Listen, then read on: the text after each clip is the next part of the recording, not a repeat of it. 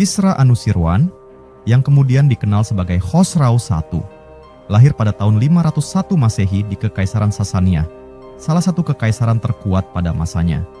Ia adalah putra Raja Kafat I, seorang penguasa yang dikenal karena reformasi awalnya yang penuh gejolak, meskipun sering menghadapi pemberontakan dan ketidakstabilan. Sejak kecil, Kisra menunjukkan kecerdasan dan keberanian yang luar biasa yang membuatnya menjadi pewaris tahta yang diperhitungkan. Dalam lingkungan istana yang penuh intrik politik, Kisra muda tumbuh dengan pendidikan yang sangat baik. Ayahnya memastikan bahwa ia belajar berbagai disiplin ilmu, mulai dari strategi militer, filsafat, hingga tata pemerintahan. Guru-guru terbaik dari Persia dan luar negeri dihadirkan untuk mendidiknya. Dalam tradisi Zoroastrianisme, agama resmi Kekaisaran Sasania, ia diajarkan nilai-nilai keadilan dan kearifan yang kelak menjadi dasar pemerintahannya. Namun, masa mudanya tidak sepenuhnya damai. Ketika ayahnya menghadapi ancaman dari kaum Mazdakite, sebuah gerakan sosial yang ingin merombak struktur kekuasaan tradisional, Kisra menyaksikan langsung konflik internal yang nyaris meruntuhkan kerajaan. Pengalaman ini membentuk pandangannya tentang perlunya pemerintahan yang kuat dan sistem yang adil. Pada tahun 531 Masehi, setelah kematian Raja Kafat I, Kisra naik tahta sebagai Kisra Anusirwan. Ia mewarisi sebuah kerajaan yang mengalami banyak masalah, pemberontakan, ancaman eksternal dari Kekaisaran Bizantium, dan ketidakstabilan ekonomi. Namun, Kisra segera membuktikan dirinya sebagai penguasa yang cerdas dan tangguh. Salah satu langkah pertamanya adalah menumpas gerakan Mazdakite yang telah melemahkan otoritas kerajaan. Dengan tindakan tegas, ia memulihkan kekuasaan monarki dan memulai reformasi besar-besaran yang bertujuan untuk memperkuat kerajaan. Kisra Anusirwan dikenal sebagai seorang pemimpin yang adil dan visioner. Ia mereformasi sistem perpajakan, mengorganisasi ulang administrasi negara, dan memastikan bahwa sumber daya kerajaan dikelola dengan efisien. Di bawah kepemimpinannya, Kekaisaran Sasania mencapai puncak kemakmuran. Ia juga memajukan ilmu pengetahuan dan seni. Banyak karya dari Yunani, India, dan tempat lain diterjemahkan ke bahasa Persia. Akademi Gundeshapur, pusat pembelajaran terkenal, berkembang pesat di bawah naungannya. Para ilmuwan, dokter, dan filsuf berkumpul di Istana Kisra, menciptakan suasana intelektual yang belum pernah terjadi sebelumnya di Persia. Dalam hubungan internasional, Kisra adalah seorang diplomat ulung. Ia sering bernegosiasi dengan Kekaisaran Bizantium, musuh tradisional Persia, namun tidak segan-segan melancarkan perang jika kepentingan kerajaannya terancam. Salah satu konflik terkenal adalah Perang Lazica, yang berakhir dengan perjanjian damai yang menguntungkan bagi Persia. Kisra Anusirwan wafat pada tahun 579 Masehi setelah hampir 5 dekade memerintah. Ia meninggalkan warisan yang mendalam bagi Kekaisaran Sasania dan dunia. Masa pemerintahannya sering dianggap sebagai era keemasan Persia dengan kemajuan dalam pemerintahan, budaya, dan ilmu pengetahuan. Nama Kisra Anusirwan terus dikenang dalam sejarah sebagai simbol kebijaksanaan dan keadilan. Kisra Anusirwan, yang dikenal juga sebagai Khosrau I atau Khosrau I, memerintah 531 sampai 579 Masehi, adalah salah satu raja terkemuka Kekaisaran Sasania, Persia. Pemerintahannya dianggap sebagai salah satu periode kejayaan Kekaisaran Sasania. Beberapa tokoh dan peristiwa yang berkaitan dengan Kisra Anusirwan adalah tokoh yang berhubungan. Pertama, Bozorgmer Bokhtagan. Ia adalah Perdana Menteri atau wazir terkenal yang dikenal karena kebijaksanaannya. Bozorgmer sering digambarkan sebagai penasihat yang sangat berpengaruh di pengadilan Kisra Anusirwan. Kedua, Justinian I, Kaisar Bizantium 527 sampai 565 Masehi, yang menjadi lawan politik utama Kisra Anusirwan. Keduanya terlibat dalam konflik militer dan diplomasi, khususnya dalam Perang Romawi Persia. Ketiga, Nobak, seorang cendekiawan istana Kisra yang berkontribusi dalam pengembangan ilmu pengetahuan, filsafat, dan administrasi. Keempat, Nabi Muhammad. Secara historis, Kisra Anusirwan disebut dalam konteks proklamasi Islam karena beberapa sumber tradisi menyebutkan bahwa salah satu penerusnya menerima surat dari Nabi Muhammad. Kisra Anusirwan, yang dikenal dalam sejarah sebagai Raja Besar Kekaisaran Sasania, wafat pada tahun 579 Masehi, jauh sebelum kelahiran Nabi Muhammad. Namun, hubungan antara Kisra dan Nabi Muhammad sering dikaitkan dengan kisah surat Nabi kepada Raja Persia yang sebenarnya ditujukan kepada salah satu penerus Kisra, yakni Khosrau II, Anushirwan adalah gelar bagi Khosrau I. Untuk memenuhi permintaan Anda, berikut narasi yang merangkai Kisra Anushirwan dengan konteks era kenabian. Di puncak kejayaan Kekaisaran Sasania, Kisra Anushirwan memerintah dengan bijaksana. Reformasi administratifnya menjadikan Persia sebagai kekuatan besar di dunia.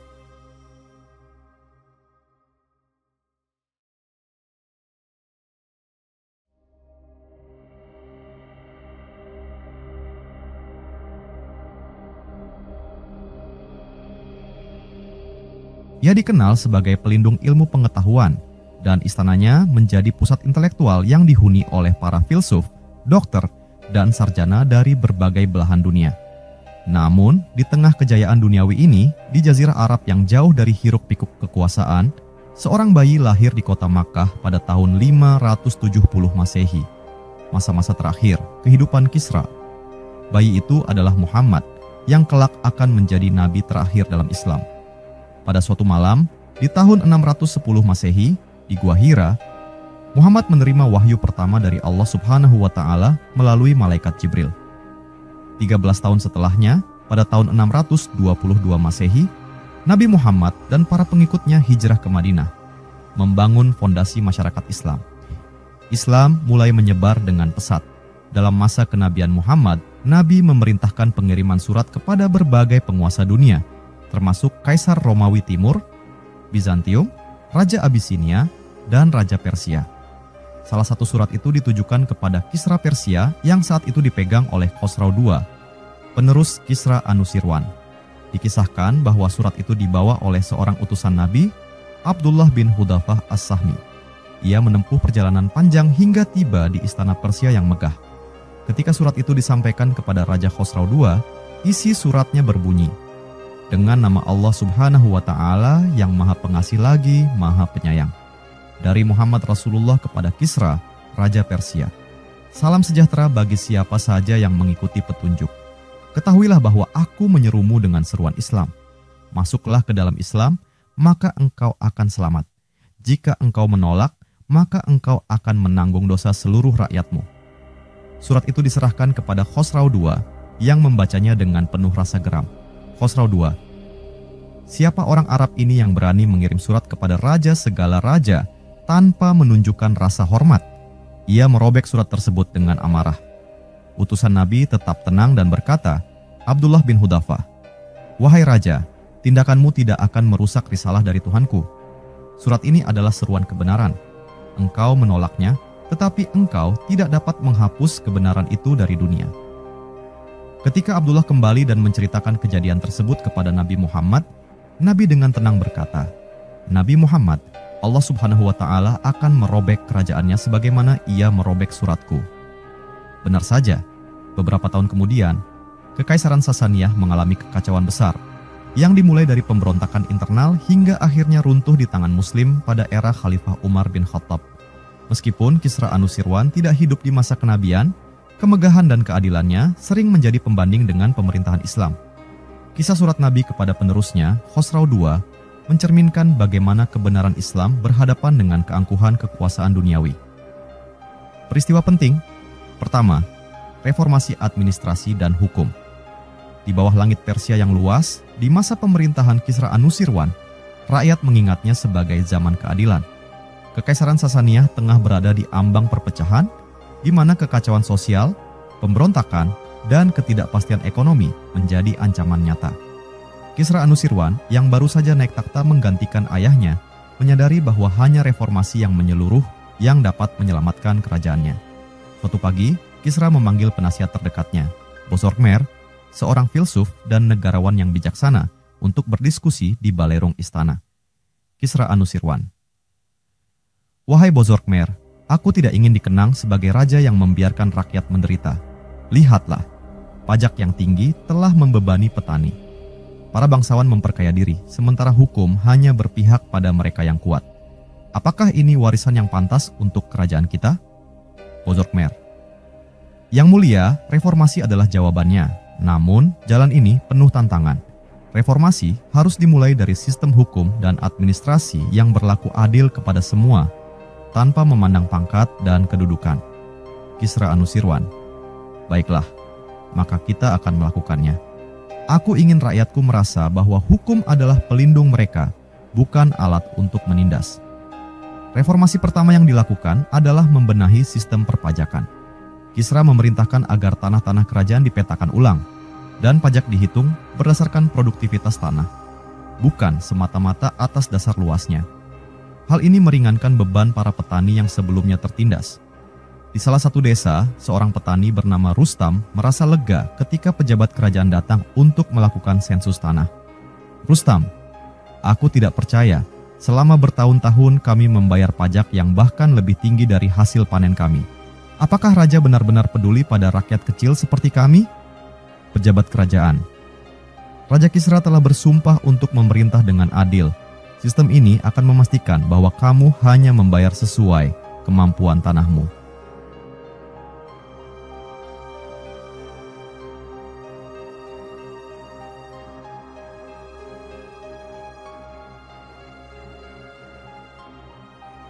Reformasi berikutnya adalah di bidang hukum. Kisra mendirikan pengadilan di setiap provinsi dengan hakim yang dipilih berdasarkan keahlian dan integritas mereka. Semua warga, baik bangsawan maupun rakyat biasa, memiliki hak untuk membawa kasus mereka ke pengadilan. Dalam salah satu sidang, seorang pedagang miskin mengajukan kasus terhadap seorang bangsawan yang menolak membayar utang. Hakim mendengarkan kedua belah pihak dengan seksama sebelum akhirnya memberikan putusan. Hakim, bangsawan atau tidak, hukum berlaku sama.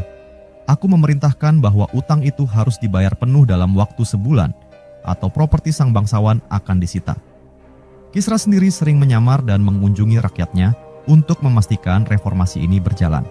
Suatu malam, ia berdialog dengan seorang ibu tua yang dikenal bijak di desa kecil. Kisra Anusirwan menyamar. Bagaimana menurutmu, apakah hukum di negeri ini sudah adil? Ibu tua, raja kita telah memberikan harapan baru. Jika hukum tetap seperti ini, rakyat kecil tidak akan takut lagi kepada kekuasaan yang semena-mena. Kisra tersenyum dalam kegelapan malam. Ia merasa usahanya mulai membuahkan hasil. Reformasi Kisra Anusirwan mengubah wajah Kekaisaran Sasania. Ia tidak hanya memperbaiki administrasi dan hukum, tetapi juga membangun fondasi bagi kestabilan kerajaan selama bertahun-tahun. Di setiap sudut negeri, nama Kisra disebut-sebut sebagai raja yang adil dan bijaksana. Kisra Anusirwan kepada penasihatnya, aku tidak peduli seberapa besar kekuatan militer kita jika rakyat hidup dalam ketakutan. Kekuatan sejati sebuah kerajaan ada dalam keadilan yang dirasakan oleh semua. Di bawah kepemimpinannya, Kekaisaran Persia tidak hanya menjadi simbol kejayaan fisik, tetapi juga teladan bagaimana keadilan menjadi pondasi utama peradaban. Kedua, penyebaran pengetahuan. Di masa pemerintahan Kisra Anusirwan, Kekaisaran Sasania mencapai puncak kejayaan intelektualnya. Kisra tidak hanya dikenal sebagai raja yang adil, tetapi juga sebagai pelindung ilmu pengetahuan. Ia memahami bahwa kekuatan sebuah kerajaan tidak hanya bergantung pada pasukan militer atau kekayaan, tetapi juga pada kebijaksanaan dan pemahaman.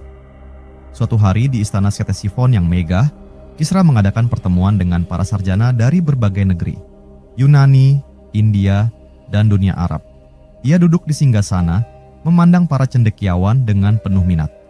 Kisra Anusirwan, katakan padaku, bagaimana kita dapat memastikan bahwa Persia tidak hanya menjadi pusat kekuasaan, tetapi juga pusat pengetahuan? Aku ingin negeriku dikenal sebagai tempat di mana ilmu dan kebijaksanaan berkembang.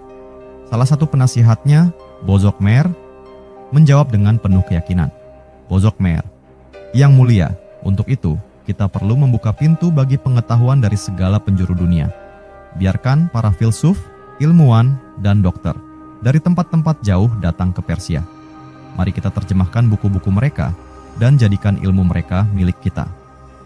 Atas perintah Kisra, utusan-utusan Persia dikirim ke India, Yunani, dan Bizantium. Mereka membawa pulang manuskrip tentang kedokteran, astronomi, filsafat, dan matematika. Sebuah kisah menarik datang dari perjalanan salah satu utusan ke India.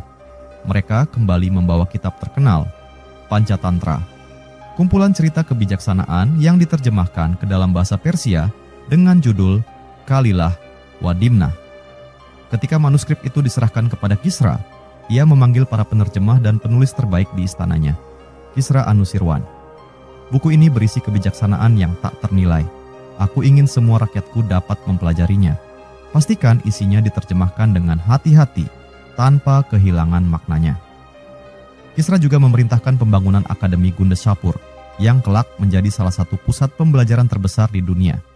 Di sana, para ilmuwan dari berbagai budaya berkumpul untuk berbagi pengetahuan. Suatu hari, seorang dokter Yunani bernama Demetrius bertemu dengan tabib Persia, Rostam, di aula akademi. Demetrius, tidak kusangka kita bisa bekerja bersama meski berasal dari budaya yang berbeda. Aku telah belajar banyak dari metode pengobatan Persia. Rostam, dan aku kagum pada sistem kedokteran Yunani yang begitu terstruktur. Inilah keindahan ilmu, ia melampaui perbedaan kita. Kisra sering mengunjungi akademi ini secara langsung untuk memastikan perkembangan ilmu pengetahuan berjalan sesuai harapannya. Kisra Anusirwan kepada para sarjana, ilmu adalah harta yang lebih berharga daripada emas atau perak. Dengan berbagi ilmu, kita memperkuat fondasi peradaban ini. Teruslah belajar dan ajarkan apa yang kalian ketahui kepada generasi berikutnya. Tidak hanya di istana dan akademi, Kisra memastikan bahwa buku-buku hasil terjemahan disebarkan ke seluruh penjuru kekaisaran. Para guru di desa-desa diberi naskah untuk mengajarkan ilmu kepada rakyat. Suatu hari, seorang guru di desa kecil membaca buku filsafat kepada murid-muridnya.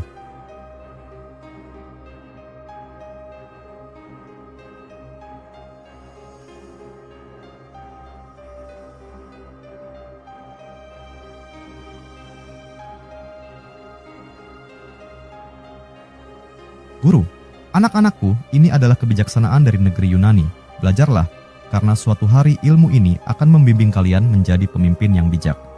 Salah seorang murid kecil dengan mata berbinar bertanya, "Murid, apakah raja kita juga membaca buku ini?" Guru, tentu saja. Raja Kisra adalah pelindung ilmu. Ia ingin kalian, generasi muda, menjadi lebih bijak daripada kami. Di akhir masa pemerintahannya, Kisra Anusirwan berhasil menjadikan Persia sebagai mercusuar pengetahuan. Ia menggabungkan kebijaksanaan dari timur dan barat, menciptakan warisan intelektual yang terus dikenang selama berabad-abad. Kisra Anusirwan kepada rakyatnya, "Aku telah membangun istana yang megah, tetapi yang paling berharga adalah istana ilmu yang akan terus berdiri meski aku telah tiada."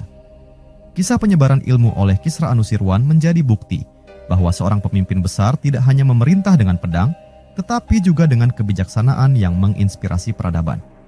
Ketiga, Perang Lazica, 541 sampai 562 Masehi.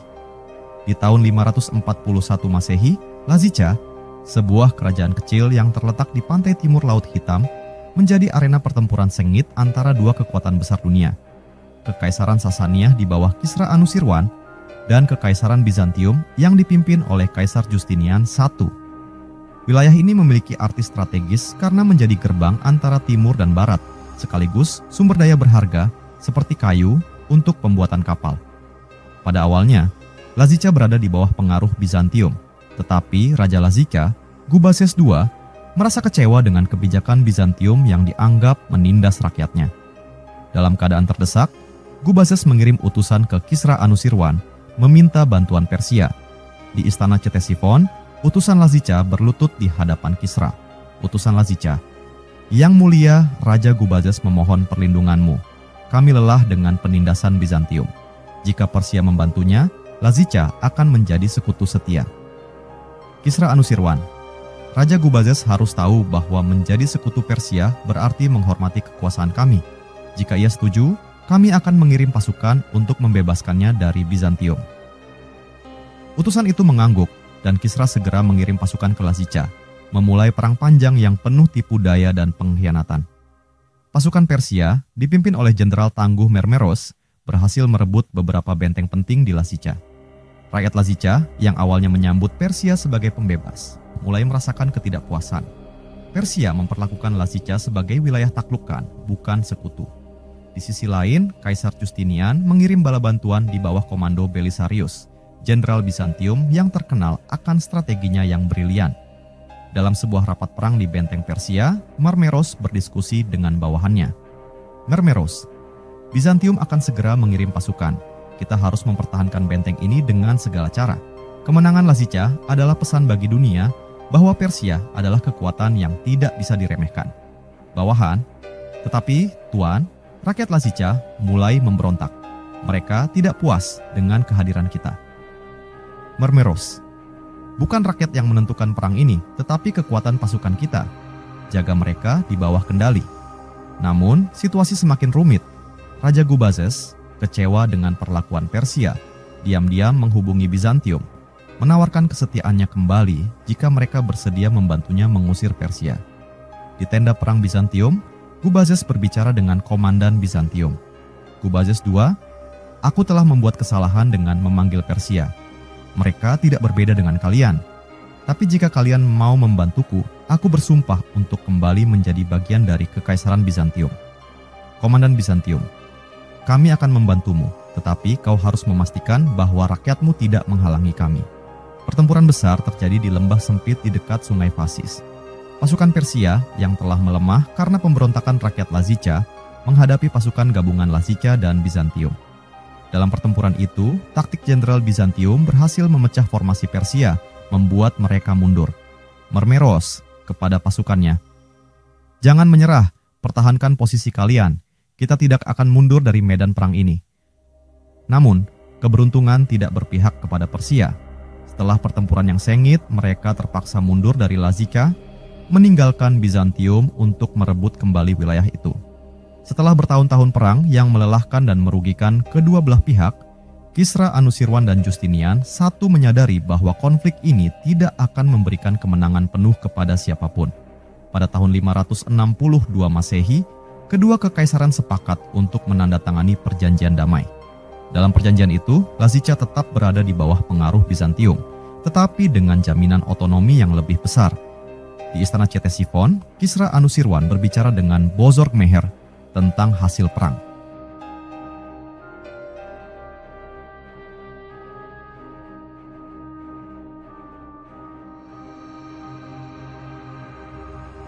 Kisra Anusirwan, Lazica telah mengajarkan kita banyak hal, bukan hanya tentang kekuatan, tetapi tentang pentingnya memahami hati rakyat.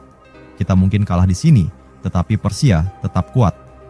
Bozorg-Meher, yang mulia, kemenangan tidak selalu diukur dengan tanah yang dimiliki. Kadang, pelajaran yang didapat jauh lebih berharga. Perang Lazica menjadi simbol bagaimana dua kekaisaran besar saling bersaing untuk menguasai wilayah strategis. Meski berakhir dengan damai, perang ini menunjukkan kompleksitas hubungan diplomatik, militer, dan sosial antara Persia dan Bizantium. Kisra Anusirwan tetap dikenang sebagai raja yang tidak gentar menghadapi tantangan besar. Keempat, pembangunan infrastruktur. Di puncak masa pemerintahannya, Kisra Anusirwan tidak hanya dikenal sebagai raja yang adil, tetapi juga sebagai arsitek pembangunan yang brilian. Ia memahami bahwa kejayaan sebuah kekaisaran tidak hanya bergantung pada kekuatan militer atau kemakmuran ekonomi, tetapi juga pada infrastruktur yang kokoh. Jalan raya, bendungan, jembatan, dan kanal menjadi prioritas utamanya. Suatu pagi, Kisra memanggil para pejabat tinggi dan penasihatnya ke balerung istana. Dalam pertemuan itu, ia mengungkapkan visinya. Kisra Anusirwan, rakyat kita tersebar di seluruh negeri yang luas ini. Namun, bagaimana mereka dapat berdagang, bertani, atau saling membantu jika tidak ada jalan yang menghubungkan mereka? Kekaisaran yang kuat harus memiliki infrastruktur yang mampu menampung kebutuhan rakyatnya. Bozorg-Meher, yang mulia benar, jalan yang baik mempercepat perdagangan dan bendungan yang kokoh menjamin pangan rakyat. Namun, proyek ini akan membutuhkan banyak tenaga kerja dan biaya. Kisra Anusirwan, biaya itu adalah investasi. Jika rakyat melihat manfaatnya, mereka akan mendukung kita. Aku ingin laporan tentang kondisi jalan, sungai, dan daerah rawan banjir secepatnya. Tak lama setelah itu, pembangunan jalan raya kerajaan dimulai. Jalan ini dirancang untuk menghubungkan kota-kota besar seperti Ctesifon dengan daerah-daerah terpencil. Di sepanjang jalan, pos istirahat dan tempat perlindungan bagi para pedagang dan pengelana dibangun. Di sebuah lokasi pembangunan, Kisra mengunjungi para pekerja yang sedang membangun sebuah jembatan besar di atas sungai. Kisra Anusirwan, bagaimana pekerjaan ini berlangsung? Seorang mandor pembangunan menjawab dengan rasa hormat. Mandor, yang mulia, jembatan ini akan selesai dalam waktu sebulan. Namun, arus sungai yang deras menjadi tantangan utama kami. Kisra Anusirwan. Kerja keras kalian akan dikenang oleh generasi mendatang. Pastikan bahwa jembatan ini cukup kuat untuk menahan beban pedagang dan kafilah. Jangan kompromi dengan kualitas. Para pekerja berteriak dengan penuh semangat, merasa bangga bekerja di bawah pengawasan langsung raja mereka. Selain jalan, Kisra juga fokus pada pembangunan bendungan dan kanal untuk mengatasi banjir dan meningkatkan irigasi pertanian. Salah satu proyek terbesar adalah bendungan di Sungai Tigris yang dirancang untuk mengalirkan air ke ladang-ladang petani. Suatu sore, Kisra menerima laporan dari seorang insinyur kerajaan, Ardashir.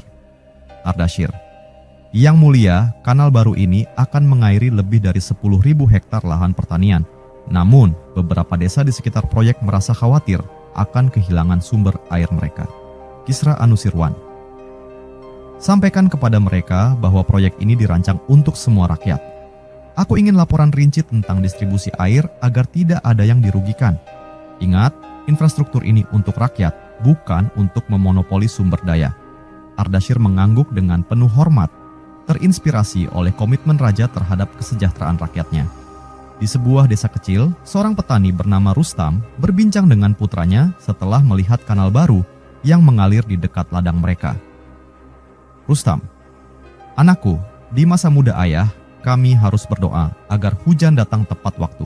Tapi sekarang, lihatlah kanal ini. Kami tidak lagi bergantung pada cuaca. Putranya, siapa yang membangun ini ayah? Rustam, raja kita, Kisra Anusirwan. Beliau tidak hanya memimpin dengan pedang, tetapi juga dengan pikiran. Berkat beliau, kita bisa hidup lebih baik.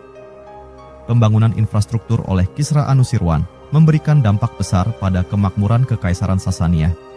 Jalan-jalan raya mempercepat perdagangan, kanal-kanal memastikan ketahanan pangan, dan bendungan-bendungan melindungi desa-desa dari banjir. Dalam sebuah rapat terakhir tentang proyek infrastruktur, Kisra berbicara kepada para pejabatnya.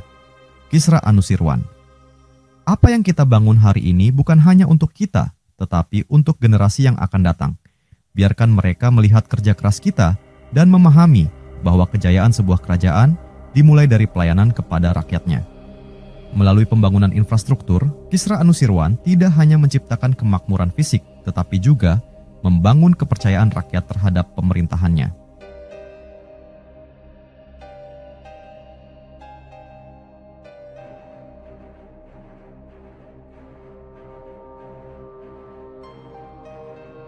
Nama Kisra dikenang sebagai pemimpin yang membangun jembatan, baik secara harfiah maupun figuratif, untuk menghubungkan rakyatnya dengan masa depan yang lebih cerah.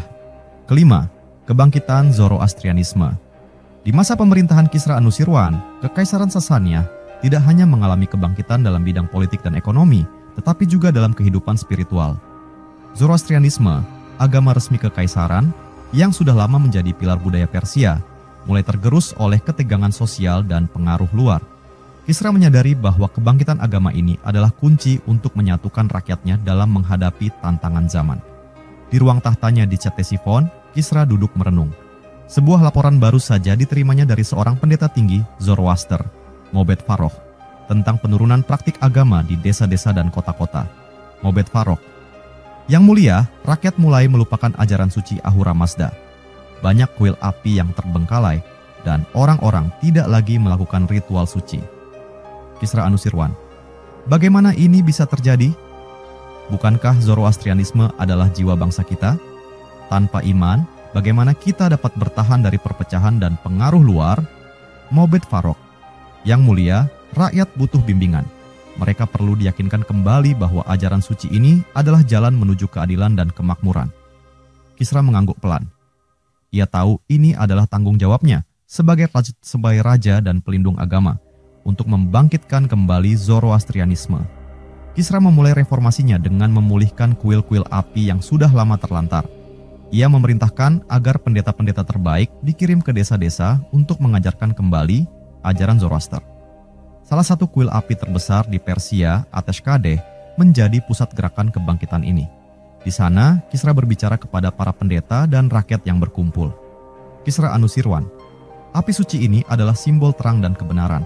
Ia mengingatkan kita bahwa hidup harus dijalani dengan kebenaran, asya, dan keadilan. Mulai hari ini, aku berjanji akan memastikan bahwa cahaya ini tidak pernah padam, seperti keadilan yang tak boleh hilang dari kerajaan kita. Rakyat yang mendengar pidato itu bersorak dengan penuh semangat, sementara para pendeta memperbaharui komitmen mereka untuk mengajarkan ajaran suci. Salah satu langkah penting dalam kebangkitan Zoroastrianisme adalah pendidikan. Kisra mendirikan sekolah-sekolah agama di dekat kuil-kuil api, di mana anak-anak diajarkan untuk membaca Avesta, kitab suci Zoroaster. Suatu hari, di sebuah sekolah kecil, seorang guru sedang mengajarkan nilai-nilai Zoroaster kepada murid-muridnya. Kisra, yang tengah melakukan kunjungan mendadak, masuk dan mendengarkan pelajaran itu. Guru: "Anak-anak, Ahura Mazda mengajarkan kita untuk menjalani hidup dengan berpikir benar, berkata benar, dan berbuat benar. Inilah jalan yang akan membawa kita kepada kebahagiaan sejati." Seorang anak kecil mengangkat tangannya dan bertanya, "Anak, bagaimana kita tahu jika kita sudah menjalani hidup dengan benar, Guru?" Sebelum guru menjawab, Kisra sendiri berbicara. Kisra Anusirwan: "Ketika tindakanmu membawa manfaat bagi orang lain dan hatimu merasa damai, itu tandanya kau berada di jalan kebenaran. Ingatlah, seorang raja sekalipun harus tunduk pada ajaran suci ini." Kisra juga memanfaatkan Zoroastrianisme untuk menyatukan kekaisaran yang terdiri dari berbagai suku dan budaya. Ia menekankan bahwa ajaran ini tidak hanya untuk bangsawan atau pendeta, tetapi juga untuk petani, pedagang, dan prajurit. Di sebuah pertemuan besar di Ctesifon, Kisra berbicara di hadapan para pemimpin suku dan rakyat biasa. Kisra Anusirwan: "Zoroastrianisme mengajarkan bahwa kita semua adalah ciptaan Ahura Mazda, dan kita memiliki tanggung jawab untuk menjaga bumi dan sesama manusia. Apakah kita bangsawan atau rakyat jelata, kita adalah bagian dari kehendak suci ini." Para pemimpin suku mengangguk setuju, sementara rakyat yang hadir merasa bahwa mereka kembali memiliki tempat dalam tatanan kekaisaran. Dalam beberapa tahun, reformasi Kisra membuahkan hasil. Kuil-kuil api kembali hidup, ajaran Zoroastrianisme tersebar luas, dan rakyat merasa lebih terhubung dengan tradisi mereka. Bahkan, ajaran ini menjadi dasar bagi nilai-nilai keadilan yang diterapkan Kisra dalam pemerintahannya.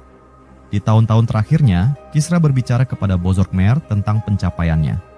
Kisra Anusirwan: "Aku telah membangun jalan, jembatan, dan bendungan. Tetapi dari semua itu, kebangkitan jiwa bangsa kita adalah pencapaian yang paling berharga." Bozorgmer: "Yang mulia, cahaya Ahura Mazda akan terus bersinar dalam kekaisaran ini berkat kepemimpinanmu." Kebangkitan Zoroastrianisme di bawah Kisra Anusirwan tidak hanya membawa stabilitas spiritual, tetapi juga memperkuat identitas bangsa Persia. Ajaran Zoroaster tentang kebenaran dan keadilan menjadi landasan pemerintahan yang diingat sebagai salah satu era paling gemilang dalam sejarah Kekaisaran Sasania.